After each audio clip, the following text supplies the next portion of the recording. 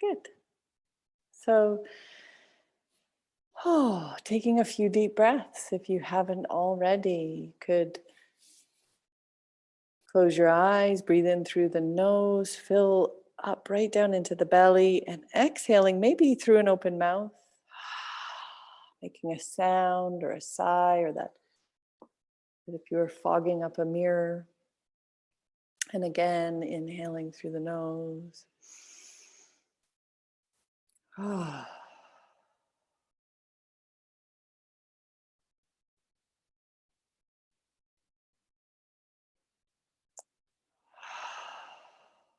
Maybe the end of the third, closing the mouth and just breathing in and out through the nose. I think tonight I'd like to do a little bit of pranayama or breath work here before we begin. And what we'll do is double the length of the exhalation. So whatever the inhalation is, exhaling for twice as long. And we can track this by counting in your head. You might count to 4 or 5 or 6 as you inhale, slow, steady, smooth into the belly. Exhaling through the nose, slowing the exhalation down and counting double whatever you counted on the inhale.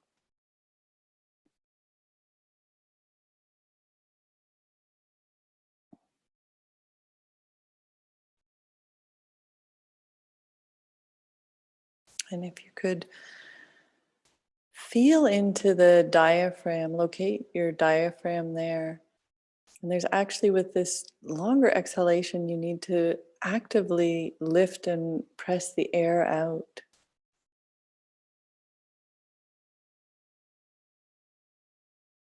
So as you breathe in down into the belly, the diaphragm lowers and expands the space for the lungs. And as you exhale, the diaphragm rises up, pressing the air out, closing that space.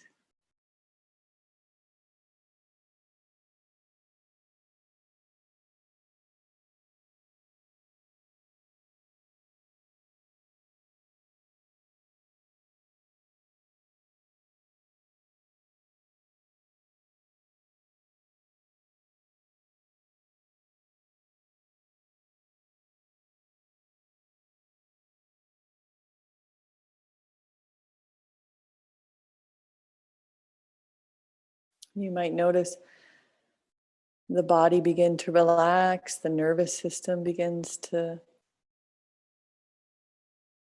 relax.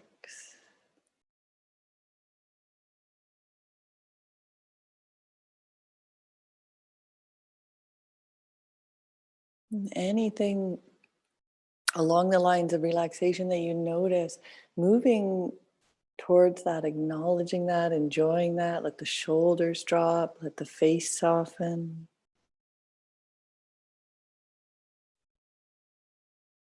Maybe one more breath in this way, nice full breath in and a long exhalation out.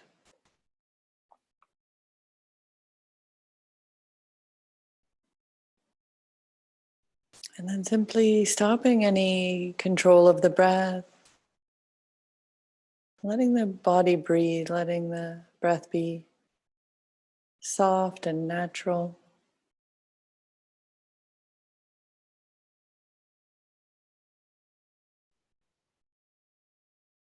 Where you were applying effort, maybe you could think you were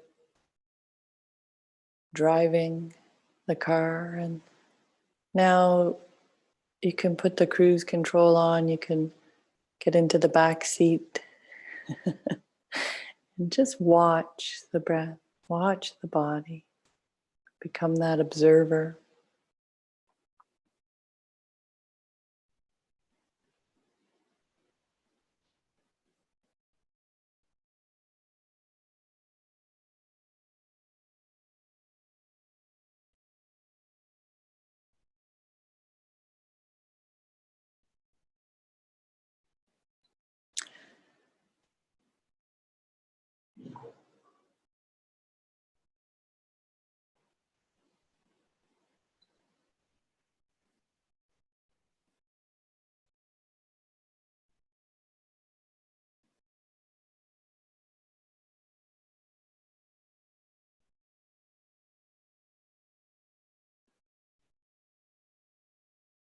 We're really going to take a restful approach to our practice tonight, easing back,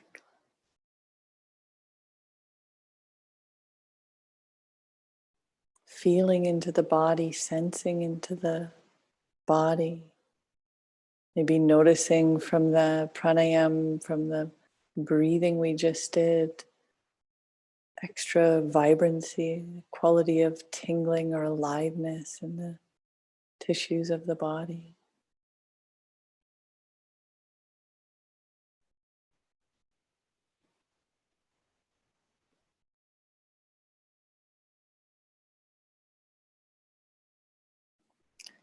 Just opening to the full physical experience. Some of it comfortable, some of it may be uncomfortable. And sometimes tightness, other times openness, softness, hardness.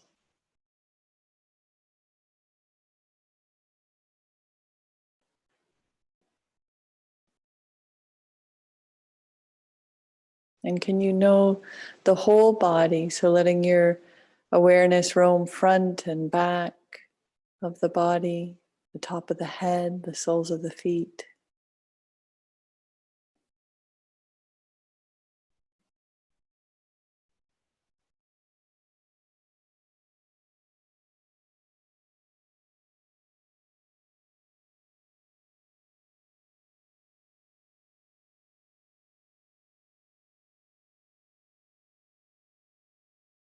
And making a brief intention here near the beginning of the sit.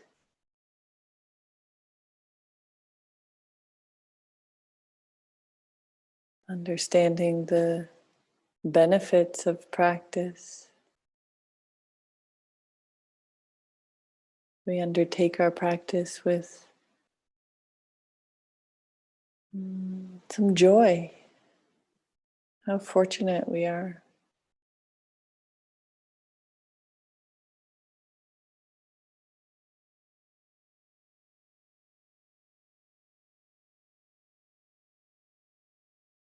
We resolve to really let ourselves sink into practice, to really be here.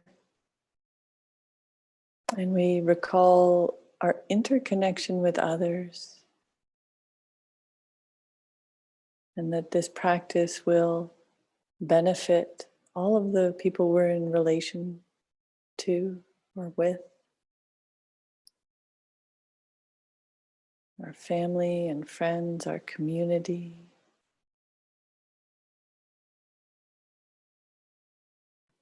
Humans, animals,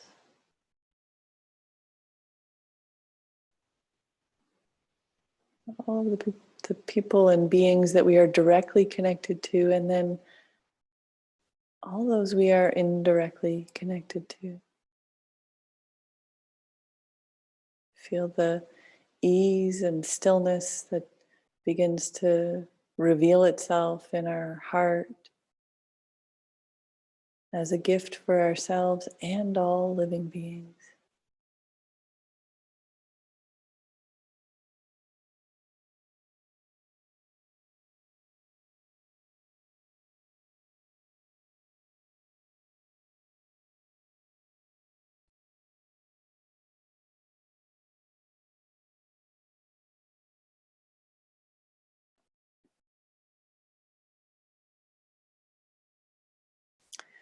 And then simply continuing to sit and rest in the body,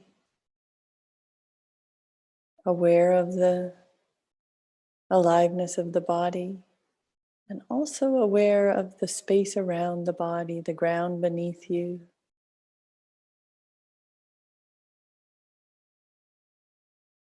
A space around and above you. And let's use listening or hearing as a way to really go deep tonight. So paying attention to sound.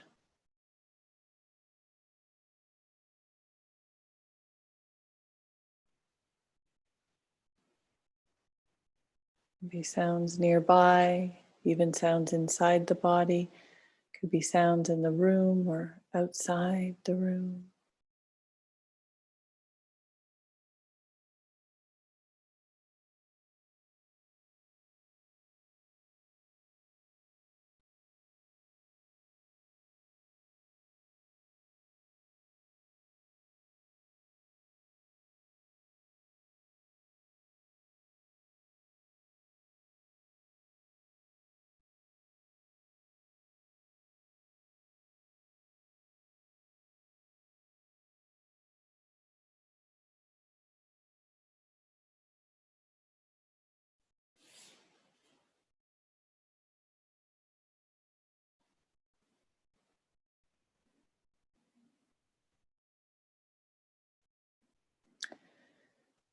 Noticing how sound appears and that it takes no effort to hear.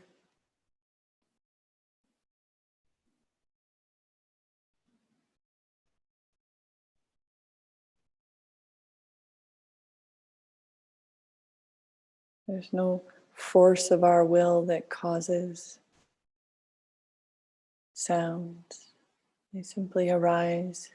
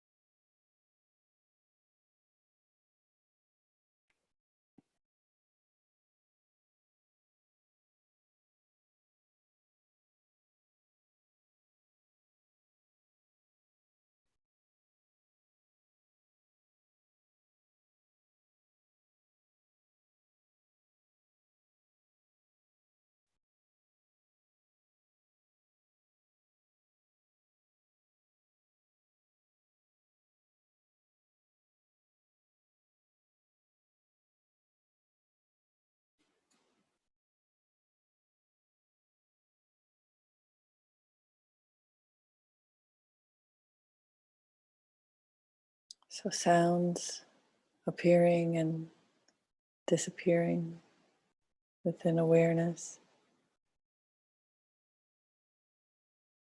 The experience of knowing the body, the aliveness of the body appearing and sometimes not appearing.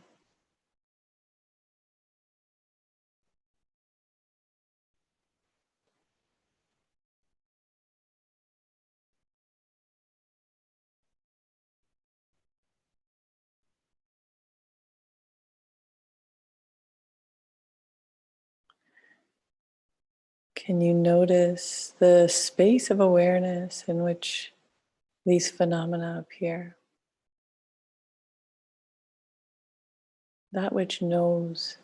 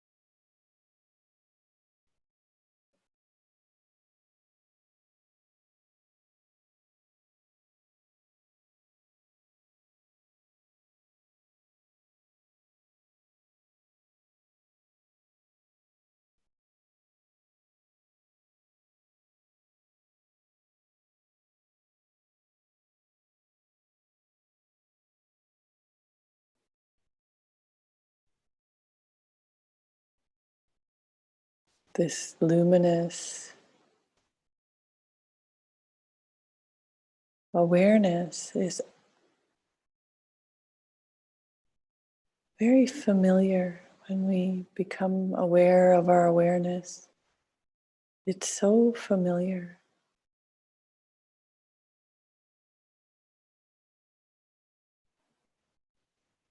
Accompanying every moment of mind.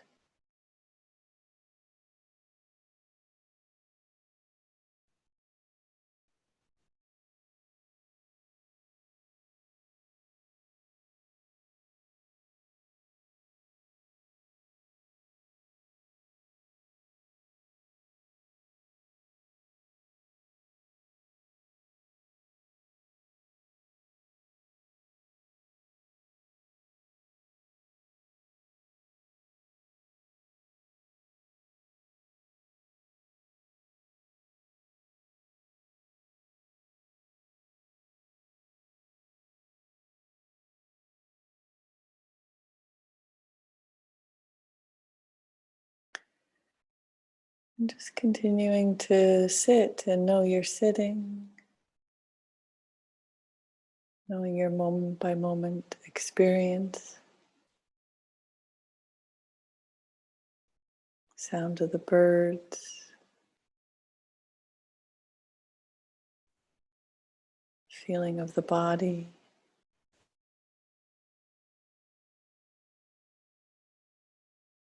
We'll do a little contemplation here on generosity, which we've been talking about for a few weeks now.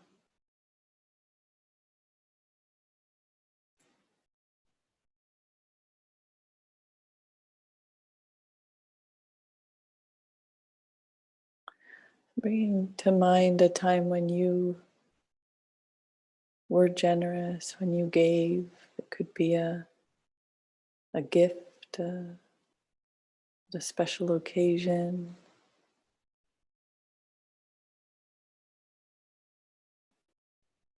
It could be something recent or from the more distant past. Just recalling what it felt like to plan and to anticipate the giving.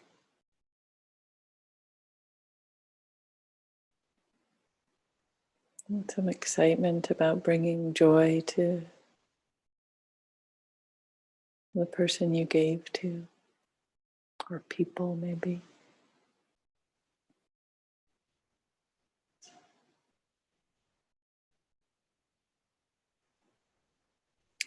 Reliving or re-feeling that anticipation. Is it felt in the body somewhere? Is it a heart opening, or is it a somewhere else maybe?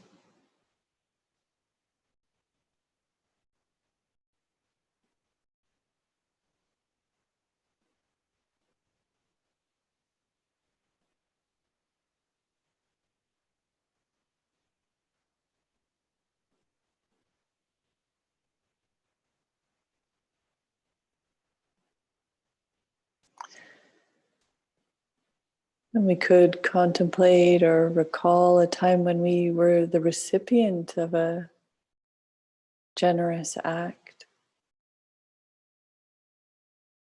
Could be something small in passing, somebody letting us in a line or traffic somewhere. It could be a grand gesture of a gift that we received, a meaningful visit or time spent with someone.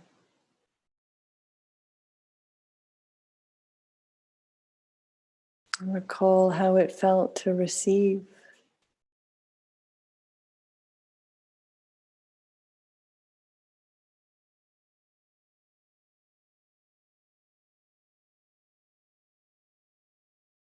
You see the uplifting quality of generosity, how it rouses our spirits, so to speak.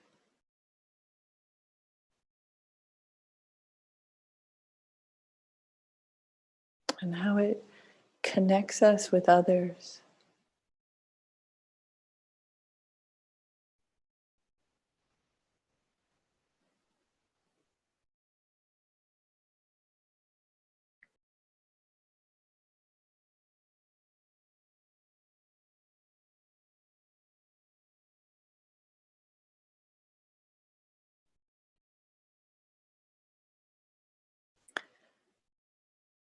So according to Buddha's teachings, the most powerful giving we can undertake is giving dharma, which might mean giving teachings about Buddhist practices, but it also could be giving our practice or the fruits of our practice to others. So, as I mentioned during the intention at the beginning of the practice, we connect in mentally, just imagining others, our connection to others, all of the relationships we're in directly, and then indirectly, how we are interconnected with all beings.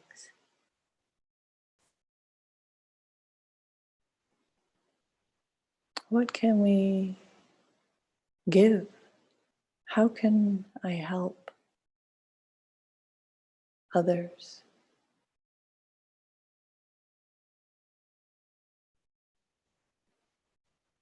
So even just holding that question as a steady practice day after day, how can I help? Opens the door to the opportunities for giving and receiving.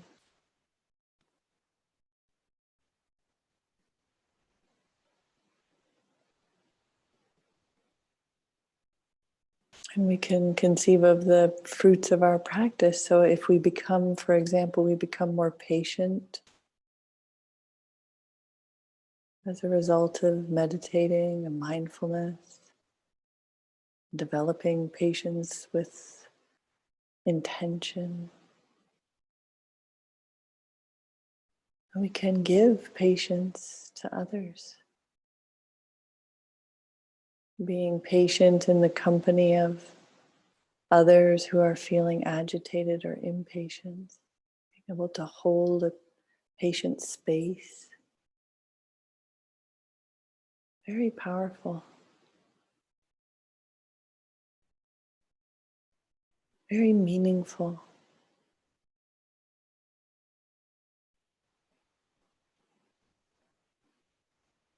You know, if we can be kind in the face of unkindness, and truthful in the face of deception or dishonesty, can be energetic or effortful in the face of despair or giving up.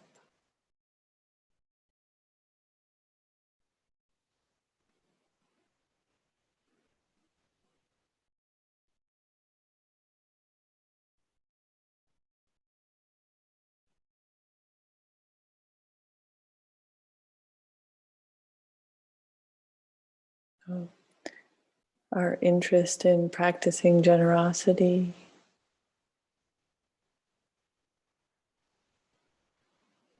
can become the flavor of the whole path for us, wanting to give, wanting to serve, wanting to help.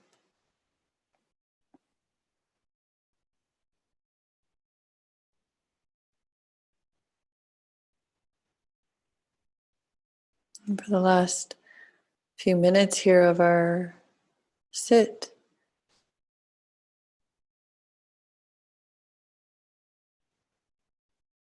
just coming into your heart space, if that works for you, coming into the center of the chest.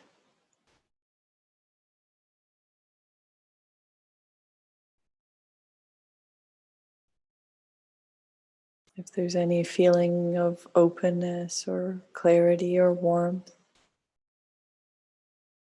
stillness.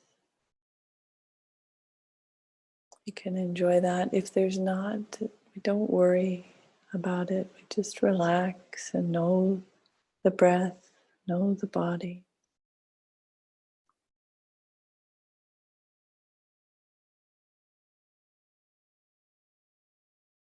How can I help?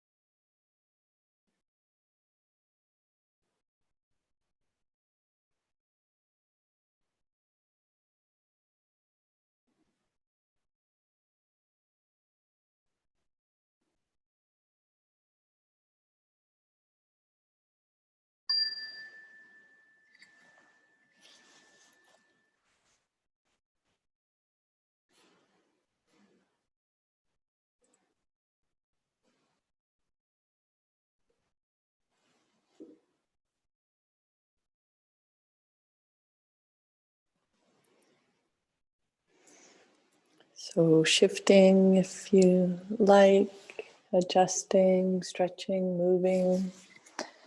You might choose to lay down or take a different position at this point. I'm going to talk a little bit more about generosity and about the path in general. And I'll leave a little bit of time for any questions or discussion. And yeah, that's the plan. Oh, the stars are not out. We didn't turn on the sparkly lights. Do you mind? Thank you, Tracy.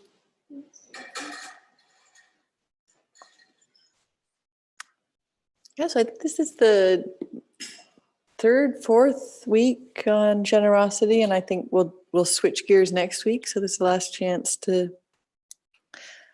talk specifically about generosity. We're in the, for those of you who are just joining us, we're doing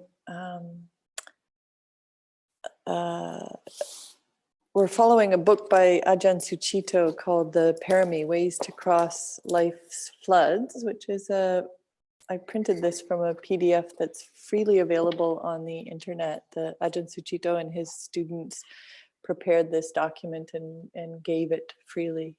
There's an instance of generosity. Dana is the Sanskrit word for giving. So giving the dharma and making it available. So if you do want a link to the book at any point, just let me know. I'll send that out, or I might finally get organized and have it somewhere on the website that you could access. So the parami, perfections, it's translated as perfections. It's also translated as the way across. So the subtitle of the book, Ways to Cross Life's Floods. This idea of getting to the other shore is sometimes called in Buddhism. We go to the other shore. Or those of you that were here when we studied the Heart Sutra, to go beyond, to go perfectly and completely beyond. It's this idea of crossing over the turbulence of our experience to land safely at the other shore. Safely and happily.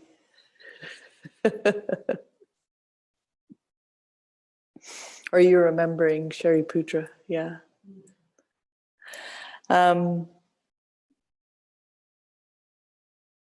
So generosity is the first of 10 perfections or paramis that are given in the Theravadan tradition. In Mahayana Buddhism, they focus on 6, and in Theravadan, they have all 10, which seems good. I feel like I need all the help I can get. So generosity, ethics, renunciation, wisdom, energy, patience, truthfulness, resolve, kindness, and equanimity. I thought tonight I'd finally show you the full list, or bring out the full list. We spent the first January and most of February just talking about what it is to be swept away in the floods that we're trying to cross.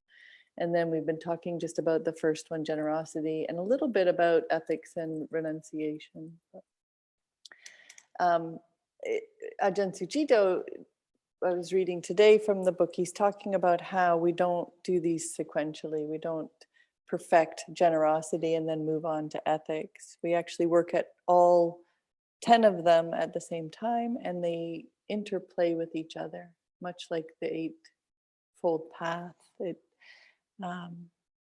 They work in combination, one supporting the other, or, you know, a whole bunch of them getting together, teamwork, doing their job. So now I've lost my train of thought. I'm making myself laugh so much.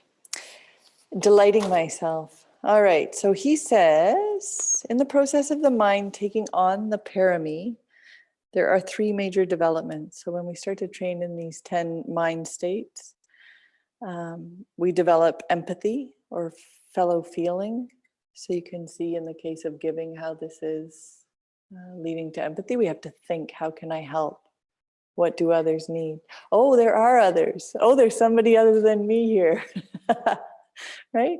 So we move from the self-centeredness of me, to a recognition that we are surrounded by other beings. And then with a little bit more practice, we see the vividness of other people's experience, that the same way that we think I, me, mine, and it's such a big experience, everybody else is having that too.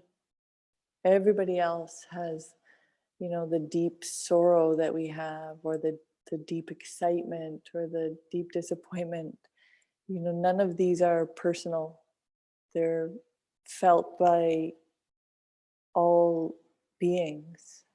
You know, it's in recovery circles, they call it getting over our terminal uniqueness. You know, we think we're so, my story is so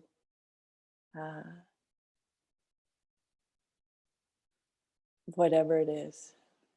And yours, you're an extra in my movie.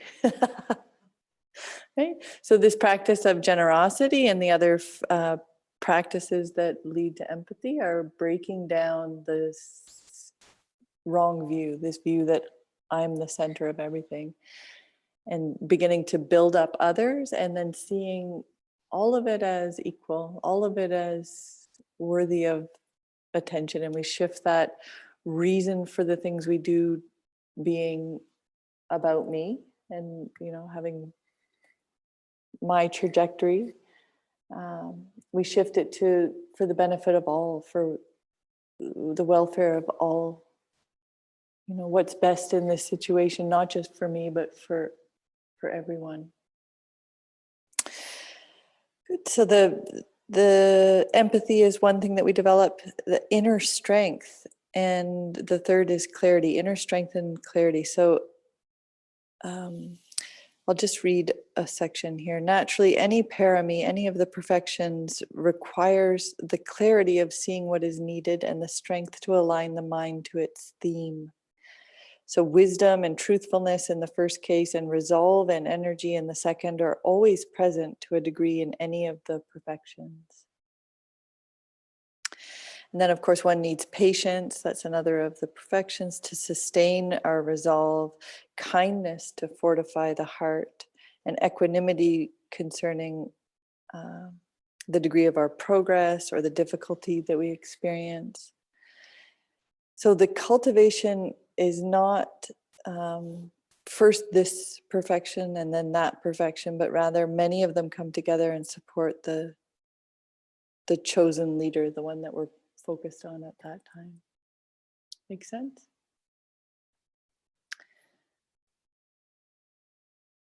Yeah. So I was thinking about it today as the path, the spiritual path, or this conception of being on a path. And I recall a specific retreat that I was on early in my involvement with Buddhist teachings, and having the monk come right out and break it down. Like, we know what a path is. Do you know what a path is? Like through the forest, or where you ride your bicycle over and over again, and you get a worn groove there. We have a tendency to think of paths as being pre-existing in some way. Like, there's a path out there, I'm going to find it and I'm going to get on it, and then it's settled. But it's a lot less fixed than that. In fact, for me, there's this imagery of, the path coming up to meet you. Like, in the moment of intention, the path comes up and our foot is invited to step on it. It's created with each step. It's another way to think of it. Actually, Mike was just sharing this about the physics experience, the double slit experience. If you know it, it's where there are particles and waves. So electrons are existing as waves, possibilities, until the observer looks, and then they resolve themselves into particles. So instead of being wave-like on the screen where they were shooting the electrons, they become distinct places. So it's a bit like this, where the path comes into existence as we walk it, as we create it. And it's another thing that's really lovely about the idea of a path, of conceiving yourself as being on a path, is that it's in the movement, the journey of it. It's not about the destination. It's in the traveling of the path. And so we can be really patient and just do what we can moment by moment. So the idea of steering our boat, so we're going to switch to a different kind of path. So we're in a boat and we're traveling along, and the wind is coming and the waves, and we're steering, and we make small adjustments, right? Just a little this, just a little that. But over time, those very small adjustments, they add up. They create the trajectory that we make. It's not just one thing. It's moment after moment of steering the boat. And so I find this encouraging. We can encourage ourselves with this, like, yeah, we're not perfectly generous. We're not perfectly patient. We're not perfectly kind. But anytime we catch ourselves being kind or patient, truthful or full of resolve, any of the path factors, anytime we see that in our mind, we're like, oh, we can acknowledge it as a way to encourage ourselves to do it again. And then not get too hung up with the times that we're not. That's just the wind that's buffeting the boat, and I can correct that. I can continue. So I just feel terrible about this, but I'm going to do one more unrelated metaphor here that's been on my mind with how this works. This idea of conceiving yourself on a path and getting some momentum on that path. Glenda asked a couple of months ago, I think it was, she asked about the Four Noble Truths, the end of suffering, and is it actually possible? Buddha said there's suffering in the end of suffering. There's suffering in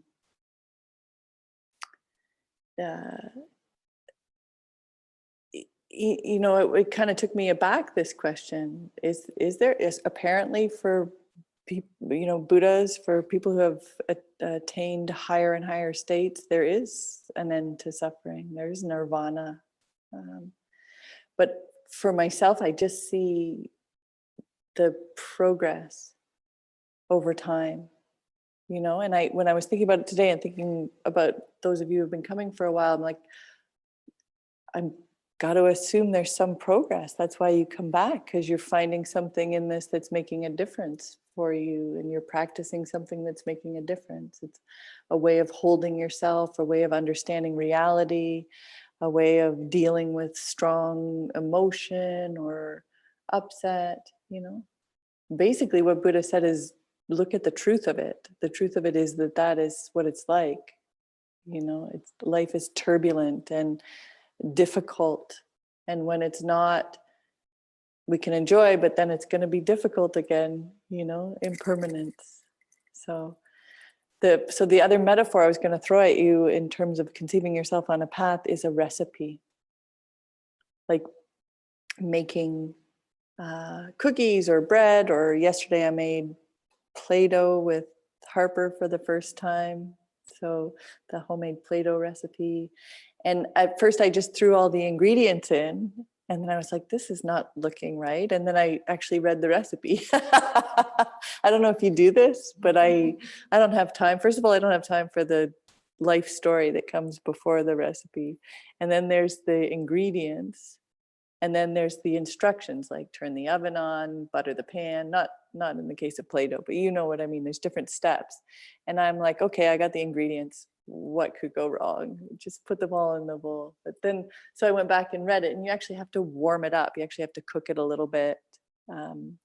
So that's like another part of the recipe. And it's like this. You have to take the time and find the nuance and do the details, and it's all in the details. And it's if you think of the path as being what is to be enjoyed, not the destination, then in the making of the recipe, that's where the joy is, in the doing of it. But what I like about the recipe metaphor is it takes out the personal.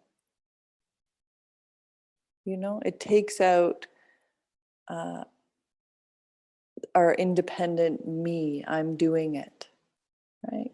So if you think of your quality of life, the times when things are going along smoothly, what are you doing? You're doing all the do things. You're sleeping, maybe sleeping well, but you're making an effort to sleep. You're eating well. You're putting nutritious food in your body. You're being careful with your attention, maybe taking yourself off stuff that triggers you on social media, or consumption of things into the mind that's disturbing. So you balance it. If you do all of these things, you're getting some physical exercise, and you're getting some yoga practice. You're having you're being thoughtful and open in your relationships with others. You're being truthful with yourself. Like, if you get all the pieces of the recipe, it makes a good dough, right? And it's not personal. It's not like you're good at it. It's not about you.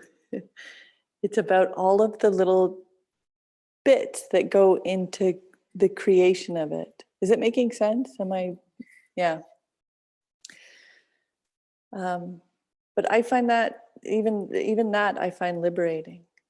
It's not about me. If I don't want to go for a run, I don't want to sit on my cushion because I can't. I'm too. I got to fix this. I got to solve this. Right. But if I do it, if you come to class, you sit, you feel the stillness, or if you go out and go for a walk or a run, you feel the results of it. It's not personal. It's just what happens when a person meditates, or a person exercises, or a person sleeps. So you can, if you like, then what you could take from that in terms of the perfections is some understanding that it's not you that is going to become enlightened. But if you follow these practices, if you develop generosity, if you undertake to give and to receive in that way that we talked about, receiving being just as important as giving so that other people can give. So you undertake the ethics, you undertake renunciation, wisdom, energy. These parami will create the path and the result. Yeah. Okay. So I think what I'll do is what I did last week, which is let's close formally and then any questions so that we just keep the momentum going here. You could rearrange yourself in a seated position again, or wherever you are is fine if you want to stay in your relaxed posture. But just closing the eyes again and returning your awareness to your awareness, returning your attention to the body and the breath.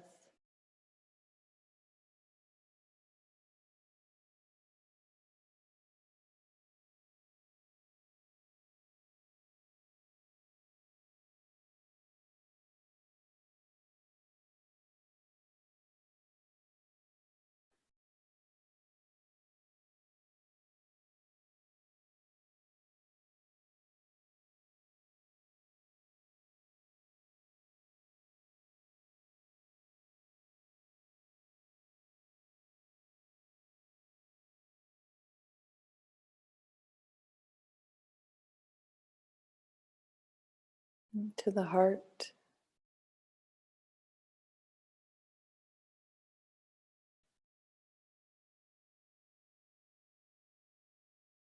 And to your connection with others. Your connection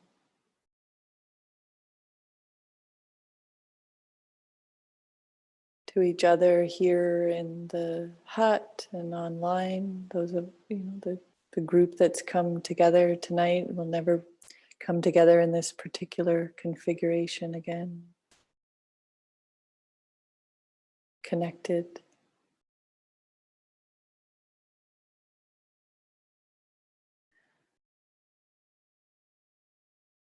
The relationships you have in your life, your family and friends, the people you work with.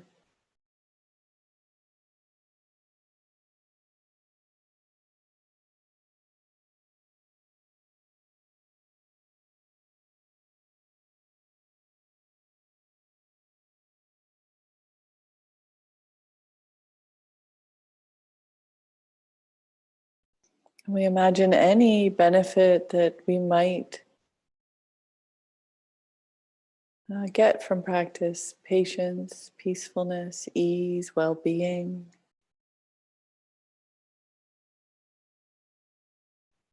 Imagine sharing it with others. May all beings be wise, compassionate, and patient and kind.